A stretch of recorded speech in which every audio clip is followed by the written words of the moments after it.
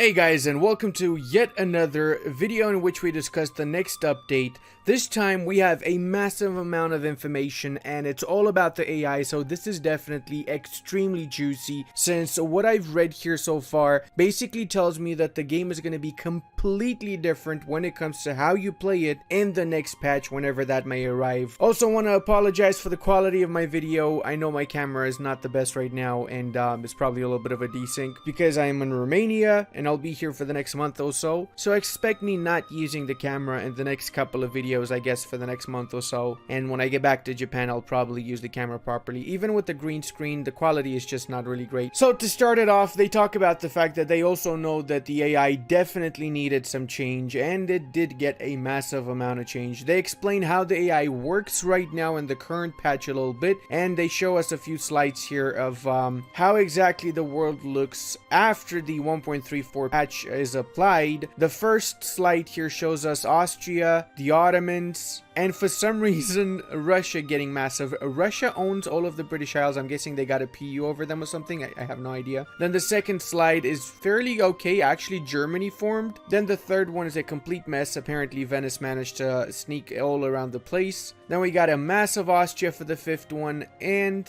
again a Germany formed for the last one. Have to say, quite impressed with all of these. Looking forward to see what the next patch brings. So they do mention here that for 1.34 they made sure the AI takes into account the conditions for meeting their admissions and decisions better, which means especially related to Conquest. So that means the AI is going to be more inclined towards conquering whatever lands they need to do their missions, as well as it's going to be more inclined to conquering other provinces that belong to their culture based off of the government rank, as well as overall the AI is definitely going to try and expand a little bit more. And one thing that they mention a little bit lower here is that they're not going to have as many one province miners anymore left around, because right now in the current patch the AI definitely enjoys leaving one province alive from whatever country they're attacking, and that's not going to be the case anymore. They've changed that. They mentioned that if you plan as a player to kill the Ottoman early and then chill, what's going to actually happen is the AI is going to be taking the place of the Ottomans. So another nation that smells an opportunity is going to be taking over the place of the Ottomans as your endgame boss. So for example, if you kill the Ottomans as the Byzantines, what might happen is the Mamluks is going to kill the other half of the Ottomans whilst you're taking the Balkan side and the coastline of Anatolia. The Mamluks might be expanding and cucking you over and the rest of Anatolia, as a very concrete example here. They also mention about the peace negotiations. What started out as an investigation into why the AI often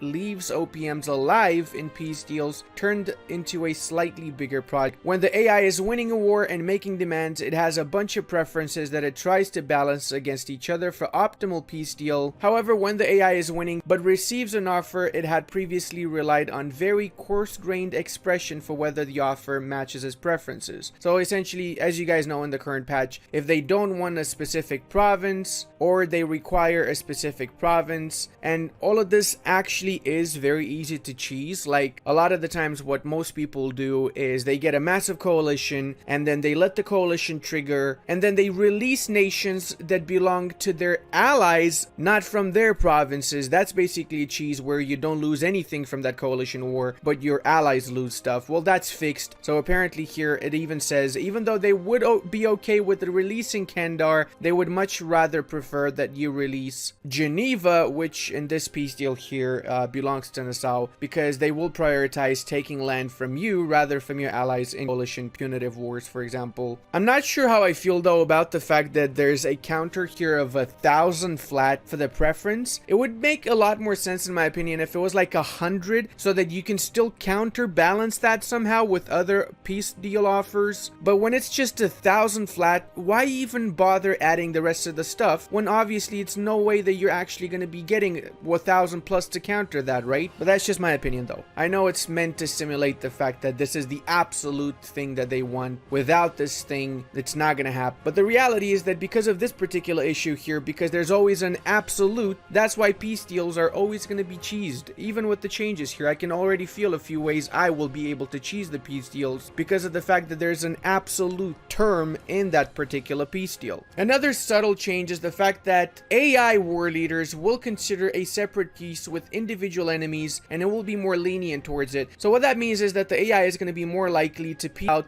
the nations that are not the main war target, to get rid of them, offer them more lenient terms like easier white peace or something of the sort, so that they can actually focus 100% on the thing that they're actually interested in. So that's going to make for some really interesting wars for sure, and it's going to make the AI a little bit more calculated overall, I think. They also mentioned how the AI is now more likely to declare their independence war, since there's going to be a lot of independence related stuff in the next update anyway, and they've boosted up the ability of the AI to go for those wars a lot faster. So that means Sweden, the Timurids, vassals and so on are going to be independent way more often in your games than they are right now. They also talk about how they fixed the issue with the ability to call in allies in your wars after the war began. So for example, you're not able to call in Tunis, but after the war starts, you will be able to call in Tunis. And because of that, it happened both on the player side and the AI side, where more nations joined the war after you declare the war, and you end up in a pretty nasty situation. As they say, both players and AI declared suicidal war. I don't believe there's any suicidal wars in this game. It's a fairly easy game, and pretty much any war is winnable, or at least you can lose it on your terms, which are not usually as bad as they can seem, right? These inconsistencies have now been fixed wherever we could find them. The problem remains when predicting acceptance for recursively called allies, such as the allies of the HRE when attacking a member state. Because of this, in the current patch, the player interface doesn't try to tell you whether those countries will join or not, but the AI is still trying to look at the check mark. In 1.34, the AI will simply assume that recursively called countries would all join, so that means whenever an AI decides to declare war or not, whether a country would or not join in that war, it will consider every single country as a country that would join that war, so they would only declare the war if they are really ready. This is a good fix as well, as they say, for the Burgundy suicide in Liège bug. I don't think it's suicide into Liège. Pretty much every game I've seen, Burgundy won that war, and they took one province from Liège from the Austrians, at least in my playthroughs. But it's good to see that Burgundy's not going to be so inclined to declaring that war anymore, especially since I'm usually playing as an ally of the Austrians. They've also redone the order for the passive ability of subjects. So if you have the rights of man, you can set your attitude for your vassals, which can be, for example, passive or defensive. Before, they prioritized it a little bit different. They've rearranged it, so now if they're set to passive, for example, they will avoid enemy armies on home territory, followed by avoid attrition and avoid foreign territory. That doesn't mean that they will not engage enemy armies or that they will not go into foreign territory. They will be more inclined to avoid it unless they have no choice about it, so keep that in mind. And it does mention that the AI knows you can't take attrition whilst fighting a battle. Pretty sure 50% of you did not know that. So passive subjects with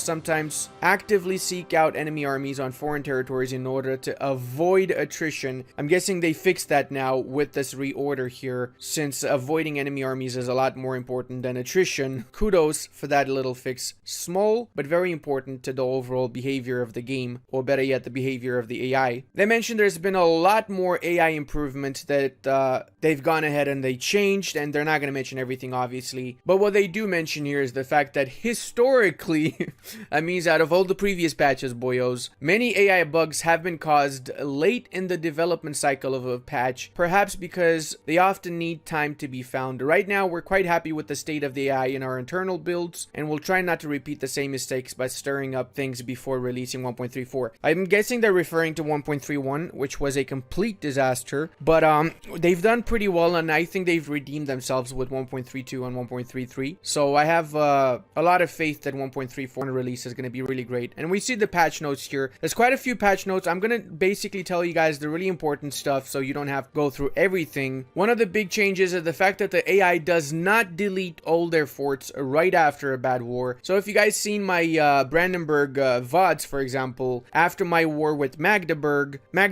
deleted the fort in the capital, which made it a super easy target after one war that they lost, and they just had to pay a few loans. That's not going to happen anymore, and I'm happy to see that because that was really easy to cheese. Fixed another case of AI deleting forts unnecessary, so 2 of that, and a bug that Conqueror ruler personality made AI delete almost the forts. So there were 3 bugs related to deleting the forts. All 3 have been found, so that's really great. And AI is less keen to build fort in capital, though still preferred. This will somewhat reduce reduce the fort slog in Central Europe. One of the most important thing is right over here, guys, geopolitics declaring a war. The AI is not going to declare war over provinces unless it really wants to take provinces and can take that. In the current patch 1.33, it does declare sometimes wars for provinces and doesn't take those provinces, which is really annoying. Kind of beats the purpose of that war, doesn't it? They're also less likely to declare war on island nations if they don't have the transports to invade. Makes sense. No longer block from declaring independence when at war. In case you guys don't know, right now the biggest exploit as the Timurids is to constantly be at war, because if you are at war, the AI vassals will not declare an independence war. But clearly in 1.34, the Timurid strategy has changed, because even though you're at war, the vassals can declare their independence war, and then you're going to end up having no vassals and in two separate wars. So you really need to manage that a lot better before you declare your wars. A new system now is that AI duchies, that means the duchy rank countries, will have a permanent interest in provinces of their culture. So what this means is that because, for example, Brandenburg's a duchy at the start, it will want all their Saxon provinces and will try to get the other Saxon provinces because that is its own culture, whilst when it becomes a kingdom, it wants the entire culture group. So that means all of the German provinces it has a vital interest in, whilst when it becomes an empire, it just literally wants everything on its borders, which kind of makes me think that the Ottomans are going to be a lot more aggressive now, since it can easily become an empire after it just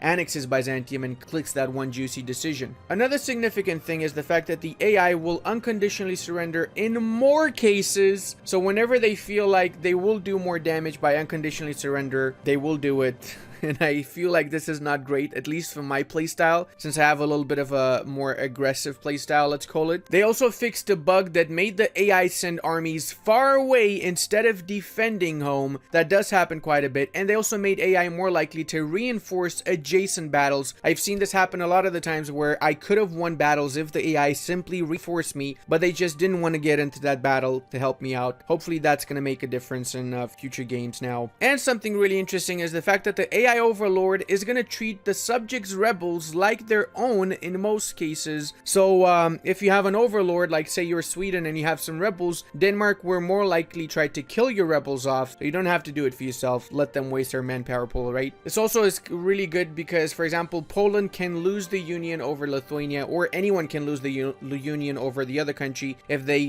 have rebels, pretender rebels that enforce, and the overlord does not kill those pretender rebels. So that's a really good fix right there, actually. They increased the size of AI armies in the late game, so the AI is going to get bigger armies in the late game. Whoopa! Hey, watch my army composition guide if you want to learn what your armies should look like in the late game, by the way. And AI is going to be consolidating before battle, so that makes AI better when it comes to battles. Awesome to see that. As well as they no longer delete exiled armies if they can get home. And that's pretty much it for today's dev diary. I hope you guys enjoyed it. I'm curious what you think about the next DLC and when you think it's going to come out, as well as what you would like to see in it. So let me know in the comments what you like to see, and if you have any questions for, say, Paradox about the next DLC, what would those be? I may or may not be able to ask those questions in an upcoming video, and hey, your question might be put up there, so why not ask away. As well as, if you have reached this point and you're not subscribed, what the hell is wrong with you? Come on, just subscribe already, just do it. And until the next time, check out this awesome Brandenburg video. And I want to give a massive thank you to all of my patrons, channel members, and Twitch subscribers. I would not be able to do this without all your support. If anybody else would like to also support me, you will find the links in the description.